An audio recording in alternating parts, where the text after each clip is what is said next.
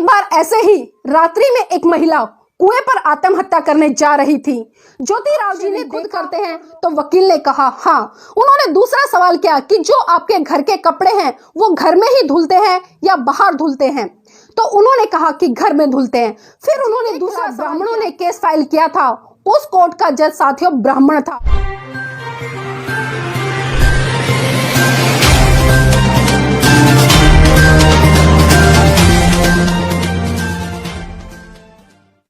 जय भीम, नमो बुद्धाय। साथियों आज बात करूंगी मैं एक ऐसे महामना बुद्धिजीवी, पाखंडवाद को अपनी जूती की नोक से धराशाही करने वाले, दबे कुचले व शोषित वर्ग की आवाज को बुलंद करने वाले, हर किसी के दिलों पर राज करने वाले, हर धर्म हर जाति के प्रति असीम प्यार रखने वाले, हर वर्ग हर जाति की महिला को शिक्षित करने के लिए अपना सुख चैन त्यागने वाले, माली समाज से ताल्लुक रखने वाले। जी हाँ, आप सभी जान ही गए होंगे कि मैं बात कर रही हूँ आज राष्ट्रपिता ज्योतिबा फूले जी की।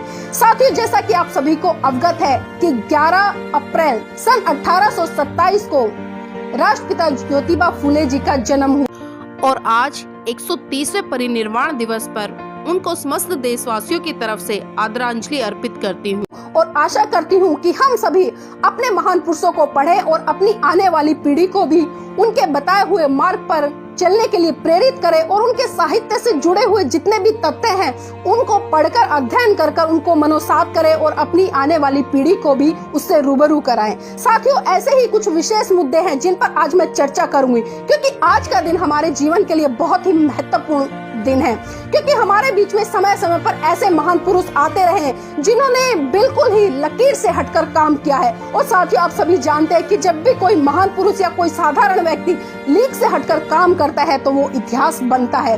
ये स्वाभाविक सी बात है। जब हम लीक से हटकर काम करते हैं तो हमें बहुत सारी परेशानियों का सामना करना पड़ता है, लेकिन जब हम उसकी तरफ बढ़ते हैं और उसमें सफलता मिलती है तो पूरा देश हमें सलाम करता है। तो ऐसा ही सलाम हमारे महान पुरुषों। साथियों, मैं यहाँ पर कुछ तथ्य और कुछ घटनाएं राष्ट्रपिता ज्योतिबा फूले जी के बारे में बताना चाहूंगी।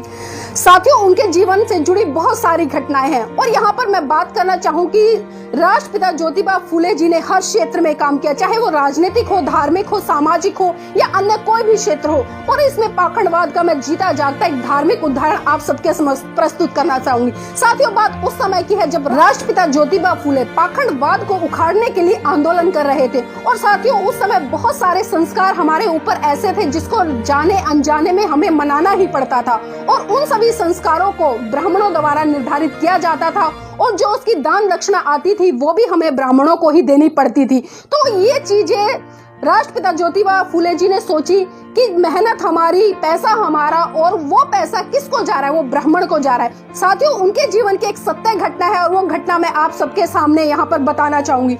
साथियों, बात उस समय की है जब देश में पाखंडवाद चरम सीमा पर था और उसी को खत्म करने के लिए राष्ट्रपिता ज्योतिबा फूले जी समाज के बीच में जा जाकर लोगों को जगा रहे थे। और उन्होंने एक मुहिम छेड़ी कि जो संस्कार हम ब्राह्मणों के द्वारा कराते हैं, संस्कारों को उन्होंने अपने द्वारा करना शुरू किया, चाहे वो मृत्यु संस्कार हो या जन्म का संस्कार हो या विवाह का संस्कार हो या अन्य कोई भी संस्कार हो।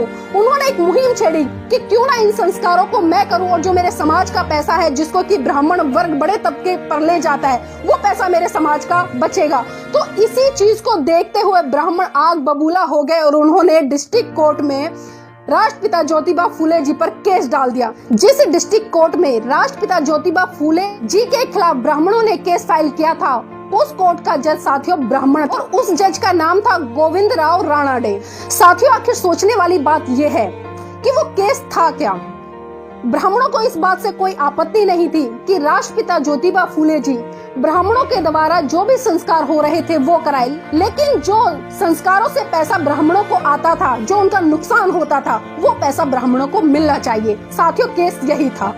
जैसा कि आप सभी जानते हैं कि जो डिस्ट्रिक्ट कोर्ट का जज था वो ब्राह्मण था, तो साथियों स्वाभाविक सी बात है कि उन्होंने ब्राह्मण के फेवर में ही डिसीजन दिया और उन्होंने साफ साफ ज्योतिराव जी से कहा कि जो भी इनकम आपको संस्कारों के द्वारा होती है या आप नहीं लेते हो, वो इनकम सारी की सारी ब्राह्मणों को मिलनी चाहिए। लेकिन साथियों, बात यही खत्म नहीं हुई, क्योंकि ज्योतिराव फूले जी बड़े जागरूक थे और उन्होंने जाकर हाई कोर्ट का दरवाजा खटखटाया। जब हाई कोर्ट में ये केस पहुंचा तो वहां पर जज ने पूछा आखिर बात क्या है। तो साथियों फिर वही बात आई, ब्राह्मणों ने अपना रोना शुरू किया कि साहब इस तरह से बात है और जो इनकम हमें मिलनी चाहिए वो चाहे तो समाज ज्योतिराव को देता है या समाज अपने पास ही रखता है। क्योंकि ज्योतिराव जी बड़ी तीव्र बुद्धि वाले थे और उन्होंने ब्राह्मणों के वकील से एक सवाल पूछा।